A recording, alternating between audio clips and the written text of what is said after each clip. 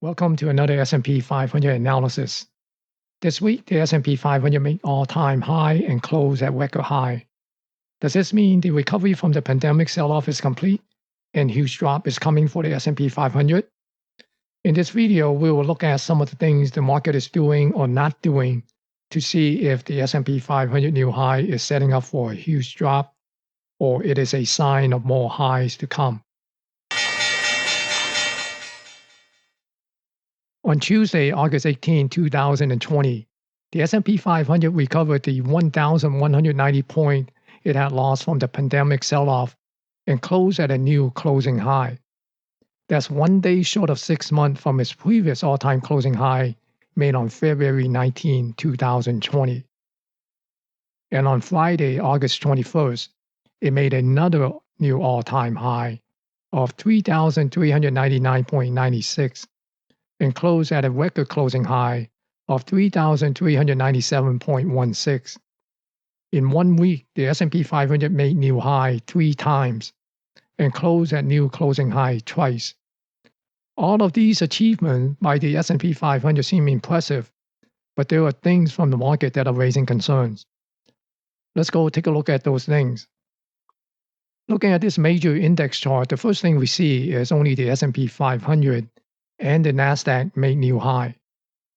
The other things on this chart are the New York Stock Exchange Composite did not make new high, and it is still quite a distance away from its all-time high.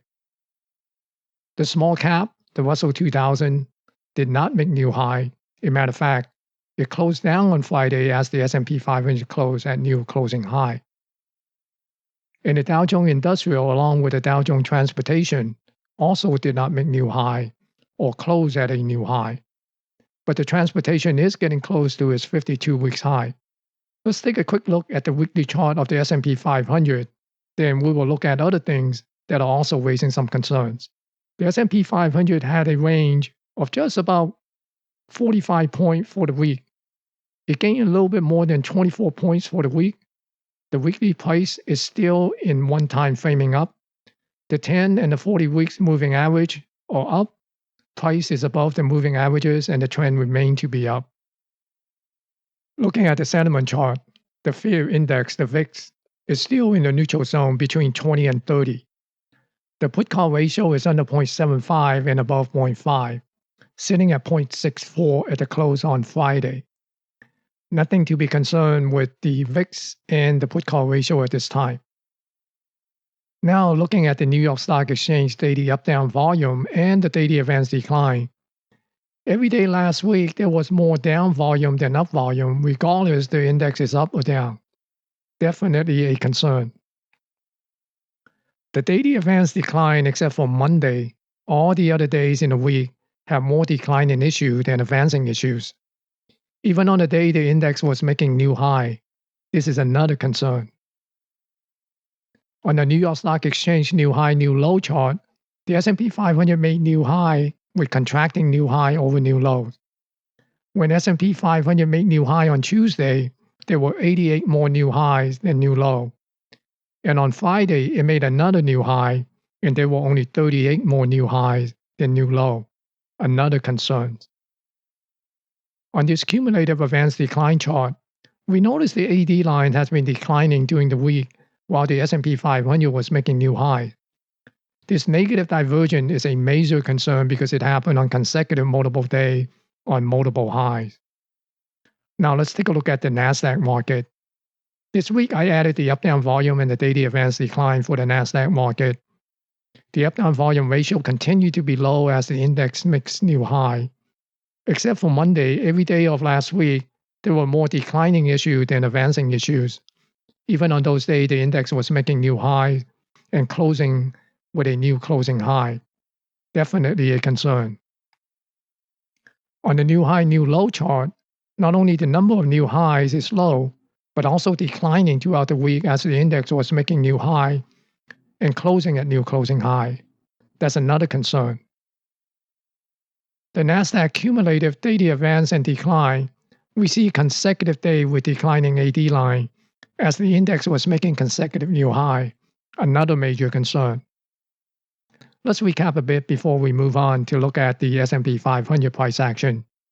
So far, the sentiments such as the VIX and the put-call ratio are in a neutral zone. And if we would just use these to determine the state of the market, then we would have concluded the market is in a good place, not too hot and not too cold. In other words, not too bullish and not too bearish. But once we start looking at the internal, the picture doesn't look so good anymore. We are starting to see consecutive days of negative divergence. Not only on the advance and decline, we are seeing it on the up-down volume ratio as well. And the declining number of new high is also not a good sign. The market internal is telling us the S&P 500 is waiting to get tipped over. Now, does it mean a major correction is coming? Let's go do some technical analysis and see what the technical are telling us. On this daily chart of the S&P 500, we see the price is still trending up near the bottom of the rising price channel. It made a new intraday high of 3,399.96 and closed at an all-time closing high of 3,397.67 on Friday, August 21st, 2020. From this chart, things are looking good. There are a couple small gaps below, near 3318.40 and 3284.53. They will become of interest after the S&P 500 have broken down from the price channel. We will look at these in more detail a bit later. Let's see what the potential upside is before we go look at the downside risk. The S&P 500 is in new territory. There are no prior price level above to help us identify potential resistance. And for my previous video, I have put up a potential upside target using the Fibonacci retracement tool. And it has a 127 extension near 3720. This level may seem far-fetched, but Goldman Sachs has a target for the S&P 500 at 3600. Also, we have this upper price channel as potential resistance if the price of the S&P 500 continues to respect this price channel. Now, the confluence between the Fibonacci and the price channel is said to be occur near August 26th. That's next Wednesday. Is that realistic? Well, anything is possible, but the S&P 500 to gain more than 300 points in 3 trading sessions is highly improbable. Now, let's look at a more near-term possibility for the upside. Switching to the 60-minute chart, I have put up a Fibonacci retracement from this swing. We see there was a retracement to 50% before it made a swing up to the current level. It has exceeded the 1618 extension, and if it continues to move up, then the potential resistance could be the 200% extension near 3432 level. Now let's take a look at the symmetry move using the Fibonacci extension tool and apply to this same swing. We see it has exceeded 100% projected move and currently sitting slightly above the 127 extension. And if it is continue to move up, then the next extension 141 is near 3415. If we mark off this level with a 200% extension from the Fibonacci retracement, we see a price zone between 3415 and 3432. And this price zone is certainly within the possibility for the S&P 500 to reach in the near term. It also takes out the psychological 3400 round number level as well. Now for the downside, the intermediate level are these two small gaps at 3218.14 and 3284.53. These are the level to watch after the price have broken down from the price channel. And if these gaps get filled, that's a 4% move down from the current level and just a bit more than 100 points from the current level. And that's a typical correction percentage move under normal condition. Now let's use the Fibonacci retracement tool once again and apply it to this swing. We see there is a 50% retracement near the 3200 level, which is near this pivot low. This pullback is between 5 to 6%. If the S&P 500 pull back to the potential support near the 3000 level, that represents approximately a 12% correction, and that's a huge drop, but it is within the realm of a correction. Now let's take a look at the other indexes before we formulate a plan for the coming week. First is the Nasdaq 100. We see it is trending up inside the rising price channel. Possible near-term upside, 12,000, and downside, 11,276. The Dow Jones Industrial still trending up above the rising trend line. Upside 28,402, downside 27,102. Dow Jones Transportation appeared to be making its way to the 52-week high at 11,359.50. That's the upside. And the downside is the gap at 10,640.50. The Russell 2000 pulled back to the rising trend line. Watch for the possible downside move to support near 1,539.70 and the gap at 1,521.80. Upside potential is 1,610.60. I have covered a lot of stuff in this video, but the takeaway is the market internal are telling us to be ready for a correction after the recent S&P 500 record run.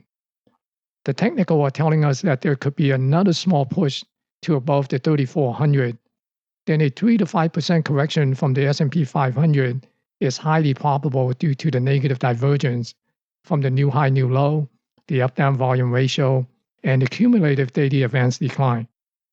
A 12% correction is also in the card, but at this time, too early to say it is highly probable or not. But anything is possible. A black swan event would definitely put it in play. In summary, the S&P 500 will likely see a pullback in the near term to let the other indexes to catch up a bit. Then after a mild correction, another push to a new high with other indexes also joining in to make new high. And that is my view on the intermediate term. Just my opinion, so do your own due diligence. Don't forget to click the thumbs up to help me promote this video on YouTube. Thank you for watching. Stay safe.